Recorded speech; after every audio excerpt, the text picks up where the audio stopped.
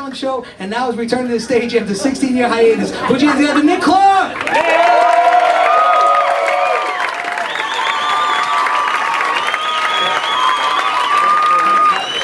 Another round of applause for Matt.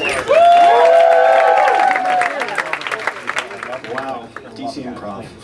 Okay. So being Irish, I spent a lot of time, embracing my roots while I was in college, hanging out at bars. In the hopes to one day meet my beautiful wife and make beautiful Irish children. I got pretty close, at least half right. I was out at Irish Times in DC. And we were there for a birthday party, and in walks this beautiful girl. She walks right in. I mean, I caught her as soon as she came into the room and walks over to the bar. I asked one of my friends if they knew her, and they said, yeah, and her name was Michaela. Oh, Michaela. Finally, my Celtic queen. Found out she was my Jewish princess.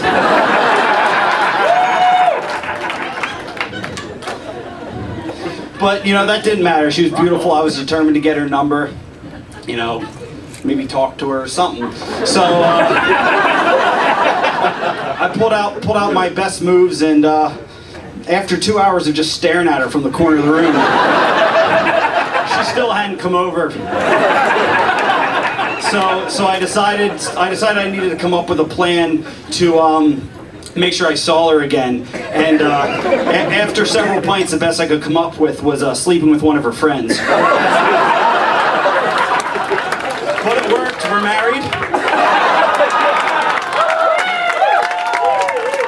Thank you. And that friend didn't come to the wedding. But like I said, she was Jewish and I wasn't, so I knew from pretty early on that I would have to convert in order to get married, from Guinness to Manischewitz.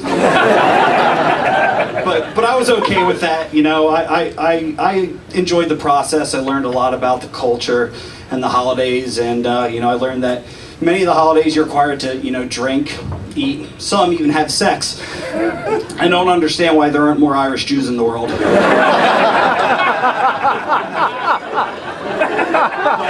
We got later on into the process, and the rabbi started talking about, the Jewish covenant with God. For those who don't know what that is, it's circumcision. But, I was cut, so I'm all right. Wrong. All men that are converting are required to undergo what's called a ritual circumcision. And,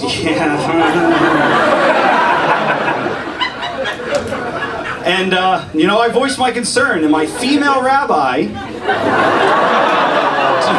told me that the moil was gentle. Now, unless the moil was planning to hit my dick with a bag of feathers, there's nothing gentle about circumcision.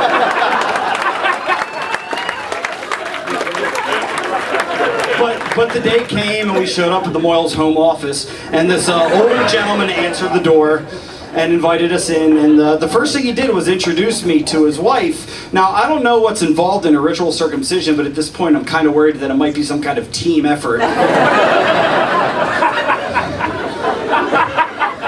Luckily, she didn't follow us down into his office, that had shag carpeting, wood paneling, the works. It looked like it had been furnished by a yard sale from the Brady Bunch. But it's all right. I went in and sat down, and I saw sitting next to me this giant barbecue skewer of a needle. Yeah. So I'm trying to stay calm, and he pours me a glass of the ceremonial wine, and then he pours himself one, which at this point was, a little weird. But we start doing the prayers, and I start drinking the wine, and at this point I start looking around for the ceremonial bottle of tequila, because I'm pretty sure the Zinfandel is not going to cut it. So, we say a couple more prayers, I whip it out, boom, he hits it, blood, done. So he takes it was quick, gentle. So he takes out some balls and some tape, and I think he's going to put a little piece on the end, just kind of like when you give blood. But instead he starts to wrap it like the wrists of a boxer getting ready for a prize fight. So I quickly, pay the man and get out of there once we're done. And yes, I had to pay. So then later, when it was time to take this mummy wrap off my prick, I realized it's not going to work like a Band-Aid that I can just tear off. And the harder I pull, the tighter it gets, like Chinese finger cuffs.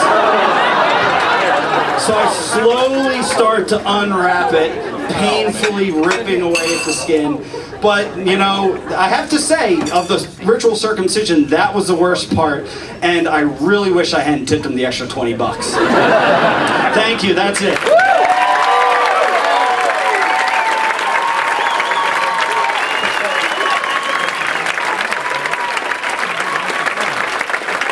Clark right there.